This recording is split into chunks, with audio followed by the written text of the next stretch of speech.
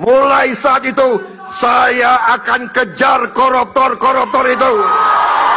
Bila perlu sampai ke Antartika.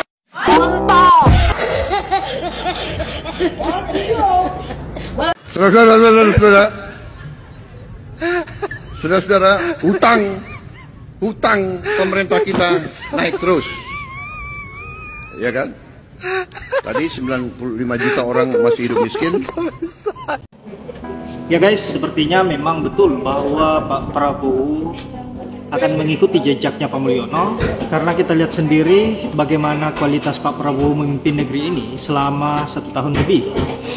Yang ada hanya kerusakan-kerusakan yang dilakukan di negeri ini dan membuat rakyat semakin geram atas apa yang menjadi kelakuannya selama ini. Nah, sahabat-sahabat, untuk itu baiknya kita simak dulu bagaimana komentar-komentar yang sangat menohok dari netizen untuk Pak Prabowo. Bukan hanya komentarnya yang menohok, tapi aksi-aksi parodinya yang sangat menghibur untuk kita semua. Untuk itu langsung saja ke videonya. Baiklah teman-teman semuanya. Jadi menurut Pak Prabowo katanya angka kemiskinan di Indonesia ini sudah mulai menurun. Jadi simak baik-baik pidato kali ini, pidato dari Bapak Presiden Prabowo ya. Silahkan Pak. Angka pengangguran menurun. Angka kemiskinan absolut menurun. Nah, itulah penjelasan dari Bapak Prabowo tadi ya. Ya, daripada kita bingung angka kemiskinan yang menurun itu menurun seperti apa, mari kita tanya dulu ya sama Pak Prabowo ya. Permisi Pak, mohon maaf sebelumnya. Jadi angka kemiskinan yang menurun menurut Bapak itu, angka kemiskinan yang menurun seperti apa Pak? Kemiskinan menurun. Menurun dari kakek ke cucu. What? Ayo dimana? Prabowo sedih banyak menteri yang belum dapat mobil dinas. Saya juga sedih Pak dengernya. Padahal mobil dinas itu penting buat para menteri. Buat mereka keliling daerah sambil menertawakan banyaknya rakyat miskin, banyaknya pengangguran yang ditipu 19 juta lapangan kerja.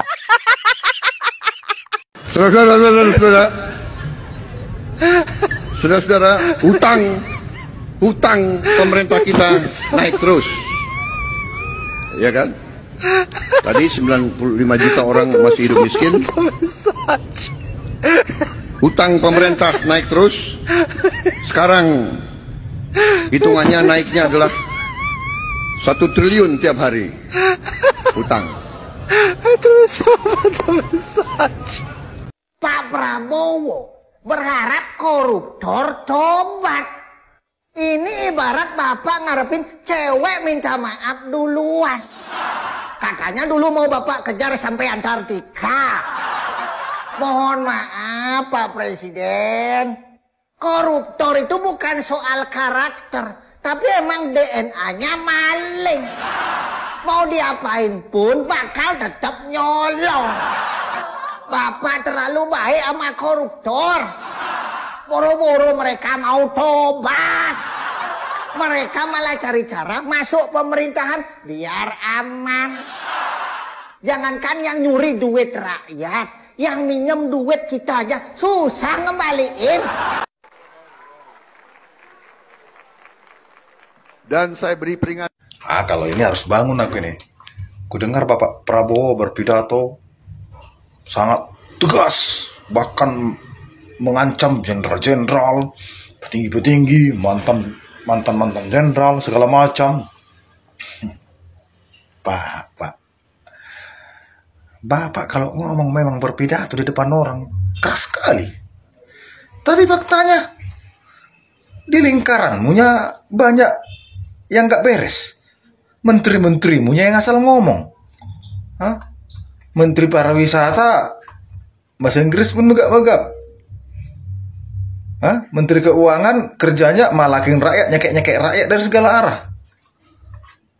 Bahkan dia menyinggung-nyinggung zakat, ya, sedekah. Digabungnya politik dan agama. Siapa lagi menterimu yang emangnya mbahmu bisa buat tanah? Itu siapa itu? Baru siapa lagi satu menterimu itu yang jangan membiasakan rakyat meminta-minta. Baru siapa lagi menterimu yang ponakanmu ya? Iya Pak ya, yang mengatakan jangan berharap kepada pemerintah, kepada negara, mandirilah buat usaha sendiri. Siapa itu lagi yang satu lagi? Asal bunyinya di lingkaranmu semua. Nggak pernah Bapak tegur, Bapak berikan sanksi, atau Bapak berhentikan. Tapi kalau pidato berkor-kor, Bapak seolah-olah Bapak itu pengen makan orang-orang jahat di negara ini. Tanganmu sendirinya yang melepaskan 2 orang yang sudah divonis oleh hakim. Bapak kasih obilisi, apapun itu, sama amnesti kepada 2 orang yang udah menjadi tersangka korupsi. Jadi yang mana kami percaya? Omonganmu Pak atau tindakanmu? Bapak Prabowo ini menyayangkan adanya demo di Pati, katanya. Padahal pajak naik itu bukan di Pati saja, kata Bapak Prabowo. Pak, saya ingatkan ya Pak, Indonesia ini kan sumber daya alamnya kan melimpah Pak. Kata Bapak Mahfud MD,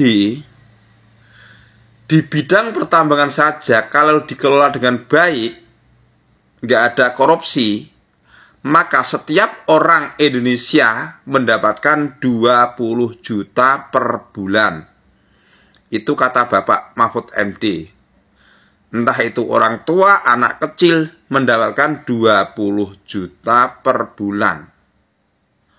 Pertanyaan saya Pak, kalau Indonesia ini sumber daya alamnya sudah melimpah, kenapa kok masih dipajakin? Kenapa kok masih menaikkan pajak? Kenapa orang miskin masih ditarik pajak, Pak? Dulu Bapak pernah mengatakan masih jadi lawannya Bapak Jokowi. Saya ingat betul itu kata-kata Bapak Prabowo, bahwa kekayaan kita ini bocor ke luar negeri, bocor sana, bocor sini. Kalau tidak bocor, mungkin Indonesia ini sudah kaya raya. Bapak mengatakan begitu.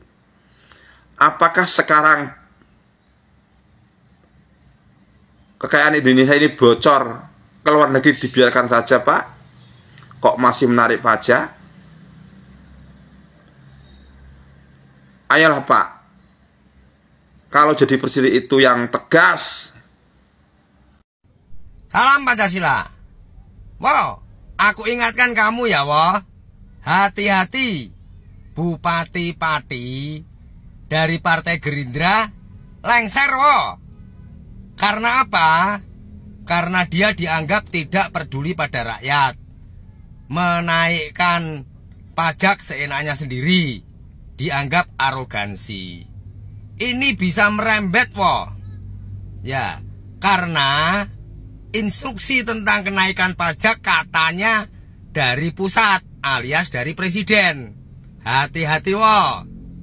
Ya, takutnya nanti isu tentang jatah kamu jadi presiden cuma 2 tahun terjadi. Saranku, segera umumkan, woh, bahwa kenaikan pajak tahun 2024, 2025 sampai seterusnya dibatalkan, alias pajak normal kembali.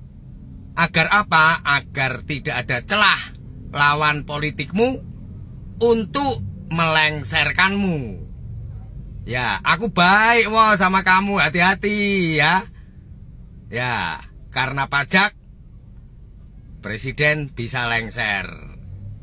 Oke? Peci merah, IQ tinggi, sang Pancasila selalu benar. Merdeka. Saudara, kesehatan nggak bayar, subsidi listrik, subsidi BBM, kemudian sekolah harus kita bikin nggak bayar. Gratis. Kemudian